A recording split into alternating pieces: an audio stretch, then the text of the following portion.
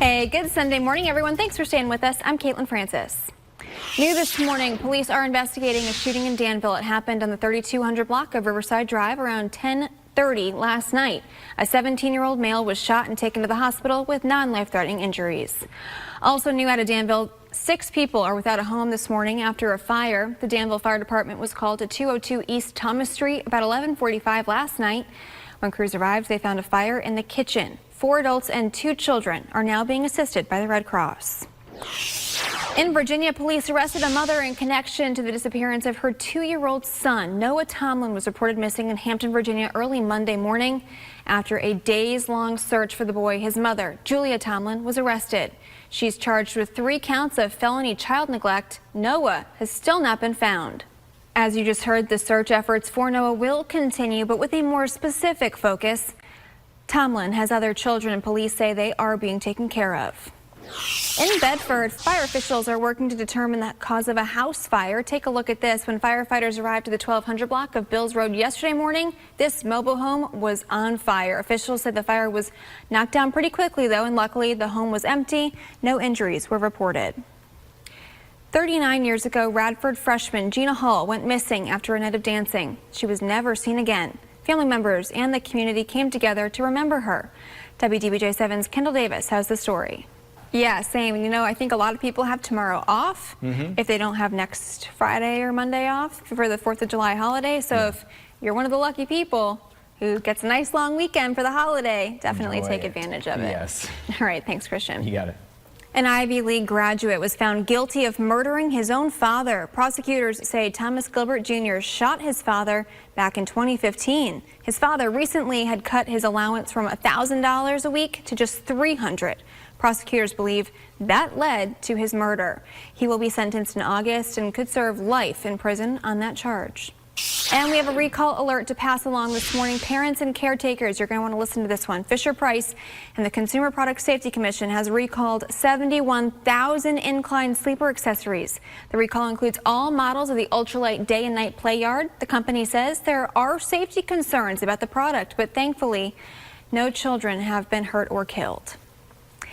And you're watching your hometown station, WDBJ7. Coming up, a rivalry as old as baseball, how the Red Sox and Yankees are taking over London. Some more bad news this morning for Boeing. Federal prosecutors are expanding their probe into the company. They're now looking at the Boeing 787 Dreamliner. And according to the Seattle Times, the Department of Justice is asking for records related to the production of that Dreamliner. The investigation into Boeing was first sparked by 2 deadly crashes involving its 737 MAX plane. All right, we're taking a look at some video from earlier today in North Korea. That's where President Trump made history as the first U.S. president to step foot in North Korea for a meeting with Kim Jong-un. The president of South Korea was also present for that meeting, despite being told by North Korea last week he would no longer be needed as an intermediary between the two parties. Yesterday, the president attended the G20 summit in Japan. That's where he agreed with China's leader to reopen trade war talks. Kenneth Craig has the latest. In Mount Pleasant, South Carolina, a scary evening for some people at a restaurant after the deck they were on collapsed. Local police say 20 people fell into the water after the deck collapsed at the wreck of Richard and Charlene. Witnesses say the group was celebrating a 30th birthday and were taking a picture when it all happened. Thankfully, though, everyone was accounted for. Only 3 people were taken to the hospital with minor injuries. And check this out. It's an impressive sight in Dallas, Texas, as crews demolished a building downtown. Look at this. Just a few moments, that building, there it goes, reduced to a pile of rubble. You can see the cloud of dust billowing up into the air there.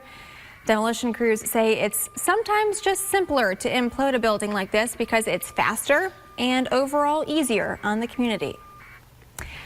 All right, in Europe, another day of scorching temperatures as a record-breaking heat wave there continues. Take a look. This is Italy. Temperatures reached highs of 97 degrees Fahrenheit. The heat wave reached a level 3 alert in several cities.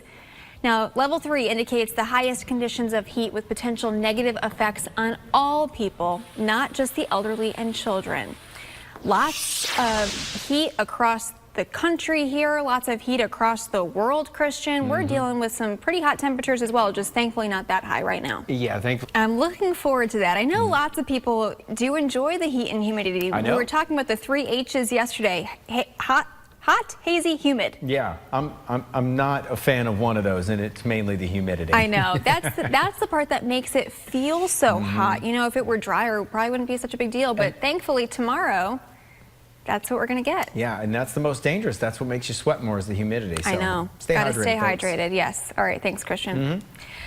A cargo ship arrived in a Vancouver port carrying 69 containers full of Canadian garbage. Take a look. These containers came all the way from the Philippines. The government there says it was all illegally shipped to Manila between 2013 and 2014. It's remained untouched since then. Now, it's all being taken to an incineration facility. Pepsi is ditching some of its plastic bottles in favor of aluminum cans. The company will start packaging Aquafina in those cans you see there on your screen to help curb plastic waste. Soon, the water will come in those cans at restaurant chains all across the United States. Pepsi plans to only use recyclable and biodegradable packaging by 2025. And the environment was at the forefront of one event yesterday in Roanoke. Take a listen. 3, go, go, go! Those boats you see race down the river in Smith Park as part of Clean Valley's second annual Riverfest. The event is a fundraiser for the Clean Valley Council, which works to support stormwater education, litter prevention, and recycling. The winners of the boat race say their mission was simple. Families also had a chance to enter a rubber duck into the race down the river. Baskets full of about 10,000 of those little rubber duckies were dumped into the water to help the council raise some money. Pretty cool stuff there.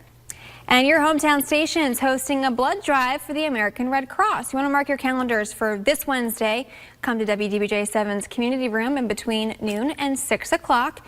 Make sure if you're donating, you eat a good meal and drink plenty of water before you come to give. You can always register ahead of time, but walk-ins are more than welcome, and just make sure you have a valid picture ID. Also happening Wednesday, we have a live show at the Salem Fair at 7 at 4. This is one of the largest fairs in the state. It's free to get in, so you definitely want to make sure you tune in. You're not going to want to miss all of our fun fair coverage. It's that time of year. Salem Fair is back, and it is officially feeling like summertime. All right. Coming up, we got a special guest here in the studio this morning. We're heading back out to your hometown patio to talk about an outdoor concert you might want to get your tickets for. That's next.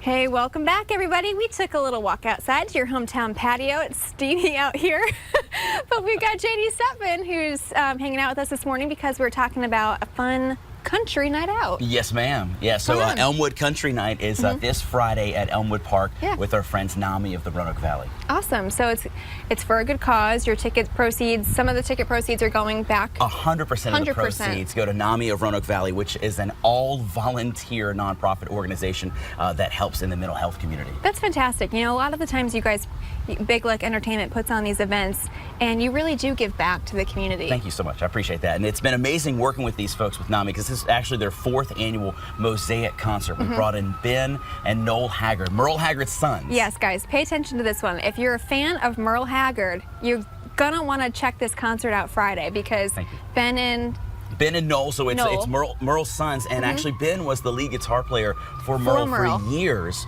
But the even cooler is we're actually bringing some of the original members of the Strangers, Merle's band, to back them up. That's fantastic. It's gonna be incredible.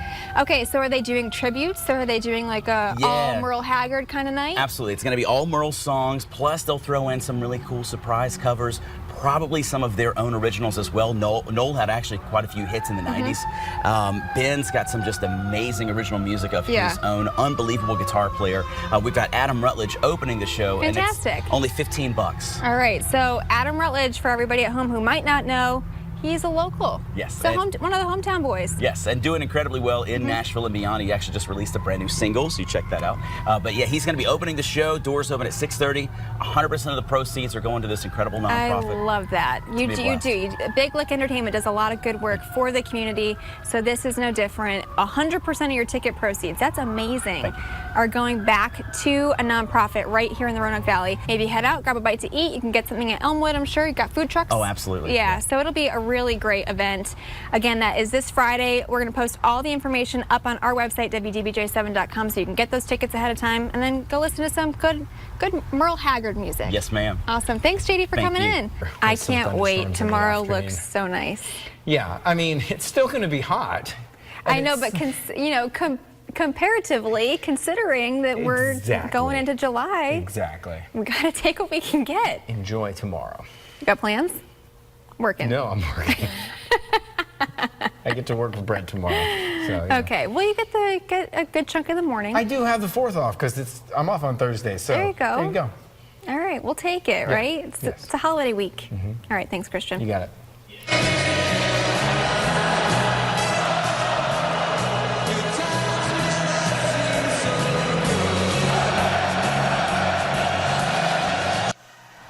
All right, if you're thinking, that sounds a lot like the 8th inning at Fenway Park, you'd be right, except these fans are singing Sweet Caroline all the way in London. That's where baseball's biggest rivals slugged it out of the first ever Major League Baseball game in the United Kingdom. Fans came from all over Europe and the United States to see the New York Yankees and Boston Red Sox play ball. Ian Lee was at the stadium in London. Looking forward to Game 2 this morning.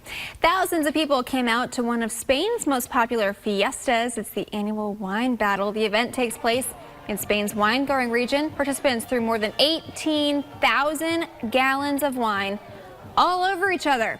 All you have to do to participate is wear some white. The event is held to celebrate St. Peter. Those clothes were not white any longer. Thanks for spending part of your Sunday morning here with us on WDBJ7. Coming up in today's health news, how effective was this year's flu shot? We got all the information next.